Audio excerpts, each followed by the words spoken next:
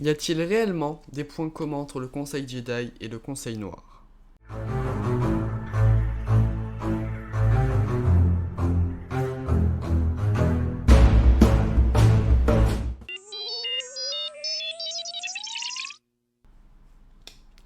Si vous êtes un nouveau Padawan, je vous conseille de vous abonner car je publie une nouvelle vidéo toutes les semaines et c'est parfait pour approfondir ou agrandir votre culture Star Wars.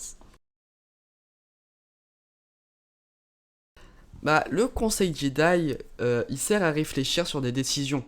Le chancelier suprême va donner au Conseil Jedi une décision et c'est eux qui vont réfléchir, ils vont débattre. Et après, c'est le chancelier suprême qui va donner l'ordre d'exécuter cette loi. Alors que le Conseil Noir, c'est eux réellement qui vont prendre des décisions. Car l'empereur, c'est plus une fonction, il va demander au Conseil de débattre sur des sujets, mais c'est eux qui vont appliquer les lois, c'est eux qui vont prendre les décisions, etc. Le Conseil Jedi, c'est un peu chacun prend une décision et il fait ce qu'il veut.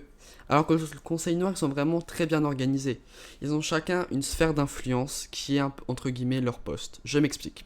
Chaque membre du Conseil a une sphère. Par exemple, la sphère défensive de l'Empire, la sphère de la stratégie militaire ou encore la sphère du renseignement impérial. Et Dark aura une sphère, par exemple celle du renseignement impérial, et le Dark doit se consacrer que à cette partie de l'Empire. C'est lui qui va entraîner les espions, c'est lui qui va prendre des décisions, c'est lui qui dit on va espionner tata, et c'est lui qui va prendre des renseignements aussi. Il doit vraiment se consacrer que sur cette partie. Alors que un Dark qui a la sphère défensive de l'Empire, il va se consacrer que à défendre l'Empire, à préparer les troupes, à construire des avant-postes pour protéger, etc. Donc vraiment, ils sont très bien organisés car chacun a une sphère et chacun peut se consacrer à ce qu'il veut et du coup, il n'y a pas de conflit. Pour rentrer dans le conseil Jedi, déjà, il faut être maître Jedi et il faut que tous les votes du conseil soient favorables. Alors que chez le conseil sombre, on peut l'appeler comme ça aussi, il y a trois manières d'entrer au conseil. La première est de tuer son maître, qui fait partie du conseil noir, mais discrètement, parce que le meurtre est interdit dans l'ordre Sith. Mais s'il n'y a pas de témoin, il n'y a pas de meurtre. Donc vous pouvez y aller, vous pouvez tuer votre maître.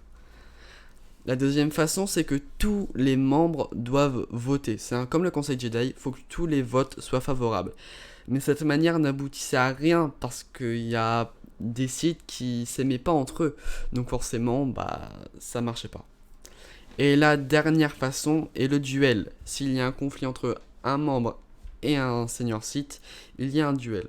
Donc vous aurez compris, si c'est le membre qui gagne, il reste à sa place. Par contre, si c'est le senior site qui gagne, il devient Dark et prend sa place au conseil et sa sphère d'influence.